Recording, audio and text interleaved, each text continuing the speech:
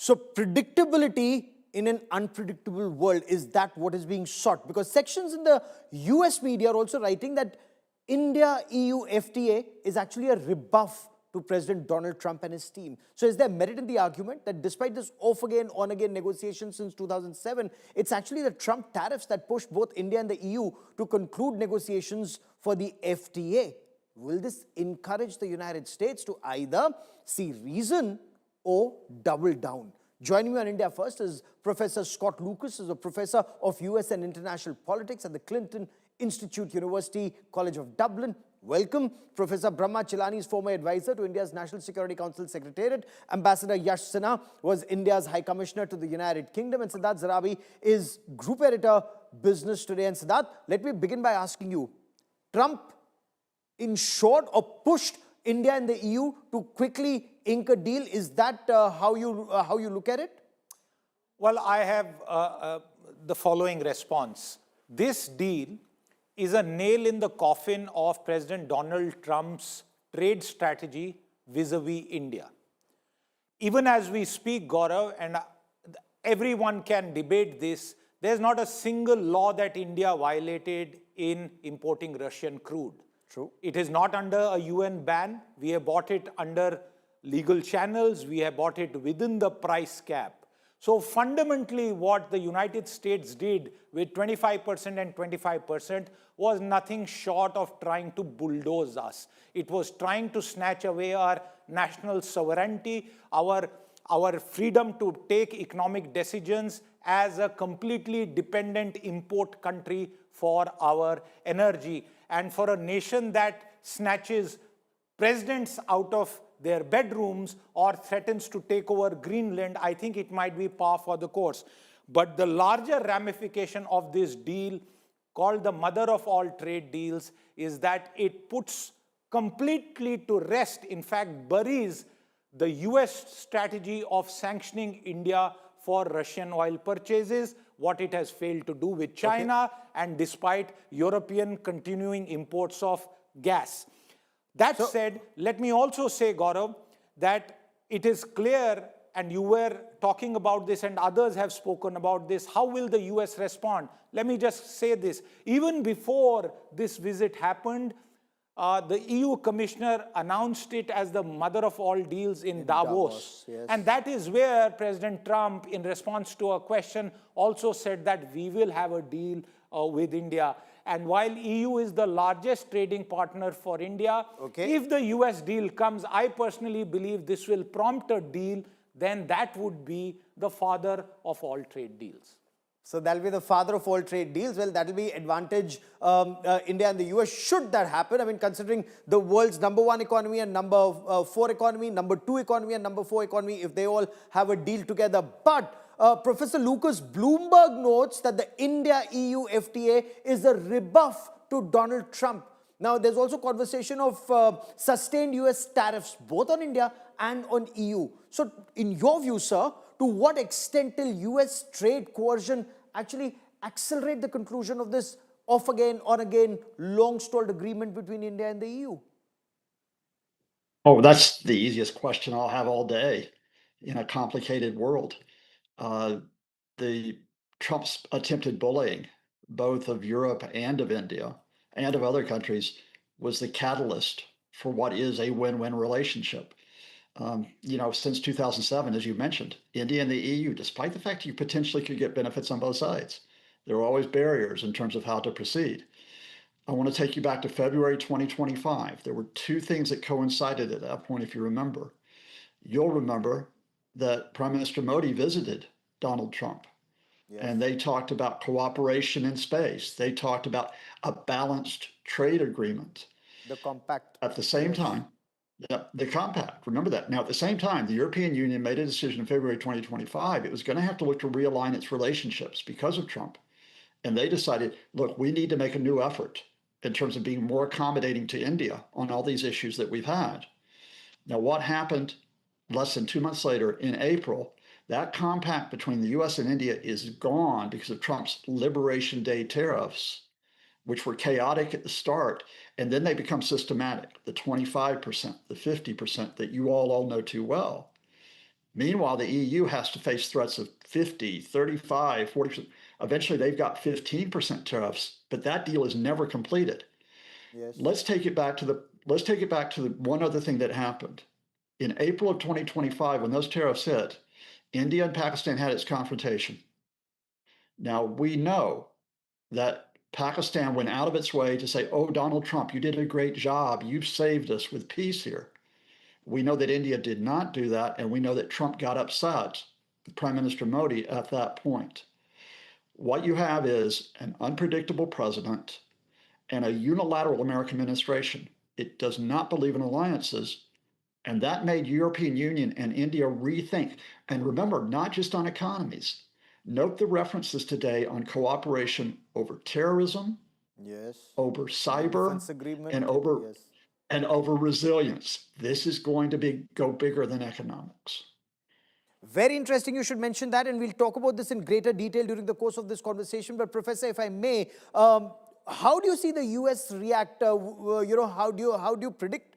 Will the U.S. now, especially when it comes to India, move towards a trade deal, or perhaps double down and try and impose more tariffs? How do you analyze the unpredictable?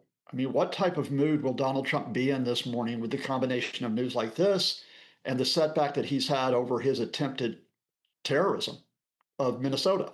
I mean, we'll talk about that later. What kind of mood will his advisors be in? I think you've had to deal with the Commerce Secretary, Howard Lutnick. Will he be wanting to deal, or will he come out and insult you, which he has done in the past? What about Scott Bessent, the Treasury Secretary?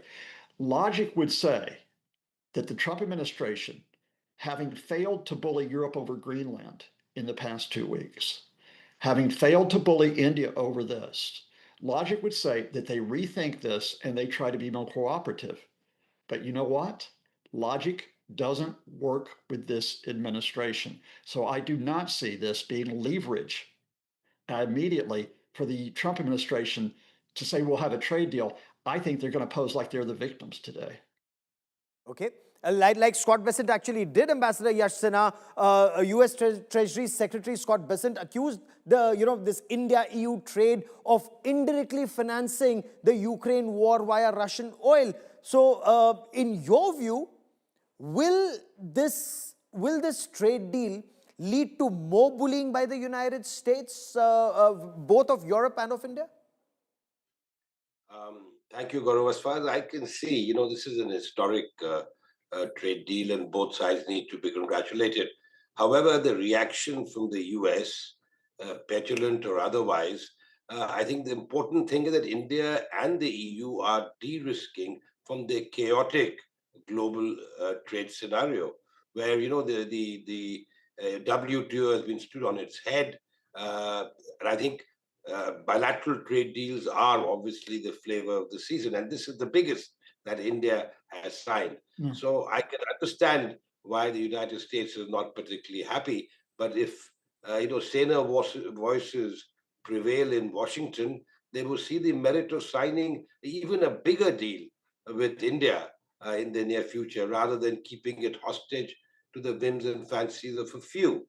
And I think in this case, some of the statements emanating from Washington are particularly unhelpful. I'm talking about the core team, the inner team of Yes. President Trump has been particularly unhelpful, and India has been very mature, very restrained, and not reacted to such statements. But I think what India is doing, quietly pursuing its national interest and doing it very successfully.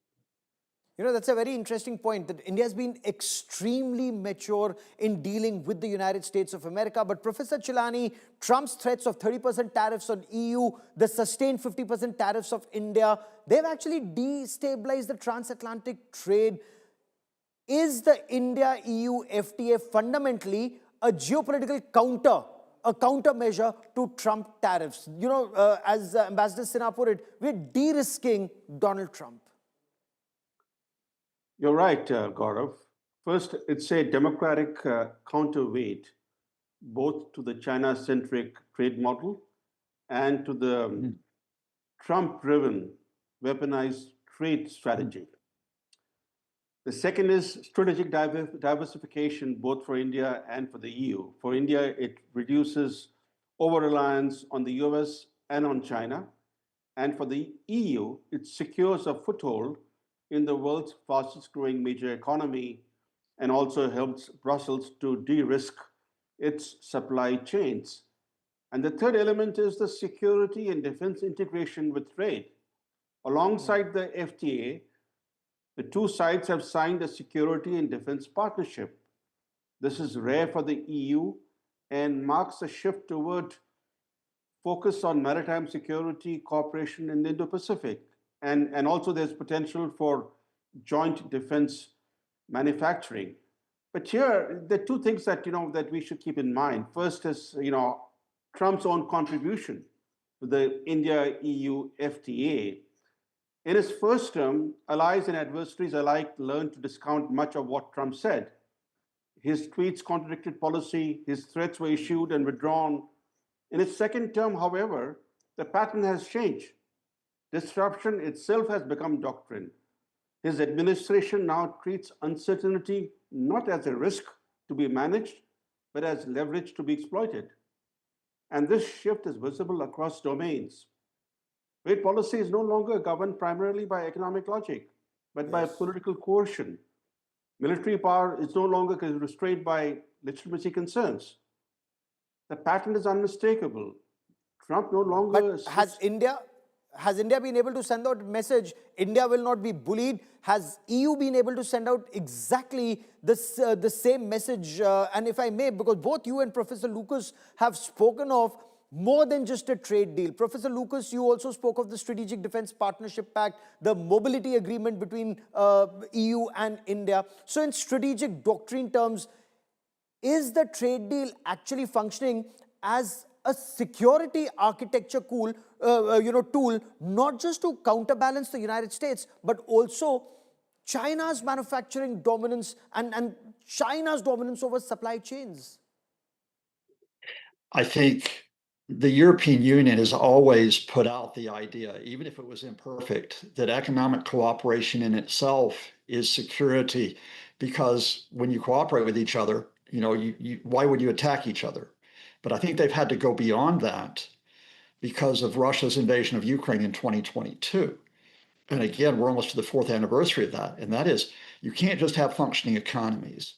You have to protect those economies with maritime security. You can't just have functioning economies. You've got to protect all your computer infrastructure, all your IT infrastructure with cyber operations. You can't just rely upon your economic activities. You also have to link them into defense production and defense investment. So that the dividing line used to be between NATO and the EU, NATO military, EU financial and economic. That's now disappearing. So I would again link up what India is doing and think of India's own security position, because you are very close to China. Yes. The European Union last year said they're going to do an 800 billion euro 5-year investment package in defense production and in defense manufacturing, part of which might come through other countries such as India. In other words, what you have is you have unpredictable, or let's put it bluntly, threatening challenges. I'm not saying they would come, but you have Russia, which has proven with its invasion of Ukraine that it does not believe in the global security order. You have China, where you hope you can compete with it economically, but you can't be sure because of its military prowess. And you have a Trump administration, which in its national security strategy last month no longer refers to allies. And a lot of that was, it's not referring to the European Union. That's correct. But you know what? It doesn't consider India an ally anymore as well. So where do you go with your economic security in a wider sense beyond trade at this point? And I actually would be interested in the panel's reaction to this. The other country that got insulted this past week heavily by Trump was Canada. Yes. Canada's looking to diversify its economic relationships. It has the trade agreement with the EU. Can Canada and India get over, and the tensions that have been in that relationship, can they overcome those tensions to try to move towards economic cooperation as well? And is that happening, Siddharth? Because we hear of Canada and India trying to improve their relations. There's talk of their Prime Minister Mark Carney visiting India sometime soon. And the current FTA conversations between India and the EU, that's actually linking economies together. So 25% of global GDP, 1/3 of global trade. But from the security perspective, Siddharth, does this actually create a new middle power economic bloc, which is outside US, outside China, and other economies coming together? So EU, India, Canada. Is that what's happening? So Gaurav, if US trade policy and the weaponization of tariffs is the bull in the China shop, see the stunning turnaround that is being achieved with regard to India and Canada. Let me also say that the standout speech by far at the World Economic Forum was the Canadian leader's speech. And I think it resonated, and a lot of leaders there might have felt that he was actually speaking on their behalf. That's the world we live in. And it's clear to Canada, whose economic dependence and cooperation and reliance with the United States is known to everyone, for them to now look at as distant as a shore as India of how things have changed. What can we expect with regard to Canada-India trade? We believe that there will be a reset of that relationship that will translate immediately into some of the lowest hanging fruits with regard, again, to what we need from them and what they perhaps might want from us. Of course, some ticklish issues, problematic issues will remain there, but for now they will be brushed under the carpet. In the India-EU give and take, Gaurav, there are ticklish issues which for now have been brushed under the carpet. The EU has moved back from certain positions that it was adamant on. India has moved far ahead than what it was willing to consider even a year ago. I think that is the Trump effect on global trade. And if the multilateral world trade order, which has been built up over 40 years and driven by the United States and its powerful companies wanting market access, and they were hungry for billions of consumers all over the world, if that is splintering, the domino effect means that everyone is going out to try and strike a deal. I think to that extent, I believe that this is the fastest response, Gaurav, very quickly, that I have seen in terms of trade realignment for the past 30 years by any government in India. I think we must put on record the great flexibility, the political maturity, and the strategic sagacity shown by Prime Minister Modi in getting those 8 deals done, and also with the EU. And remember, it was Trump who said that we might get a deal done with India just last week. India is still silent. So I think we are in a great sweet spot, just as our economy is in a Goldilocks moment. Is this a Goldilocks moment, Ambassador Yash Sinha, even in your appreciation that India, has kept its cool? India continues to negotiate, but your take, on Canada, India, EU, because some of these are also Five Eyes partners. Just last year, the situation was so different that some of them were breathing down India's neck, and suddenly, do you see a tactical reshift, or is this a strategic realignment? I tend to echo what Mr. Zarabi said before me. I think the trade deal has to be seen not only in terms of the economic benefits, but that it's going to accrue to both sides, and that's quite substantial. It's also the whole environment that has been sort of changed because India, and though EU, and I must add, the Security and Defense Pact is important, but then the security and defense architecture in the EU is still at a very nascent stage. But then we have been careful because we have excellent bilateral relations and cooperation in the defense and security sphere with individual countries like France and Germany and Spain and Italy, etc. So I think this comes on top of our bilateral efforts with these countries. So I think we are in a sweet spot, certainly. The Indian economy, The Economist, which is supposed to be a very respected magazine, said that India's economy in the Goldilocks moment.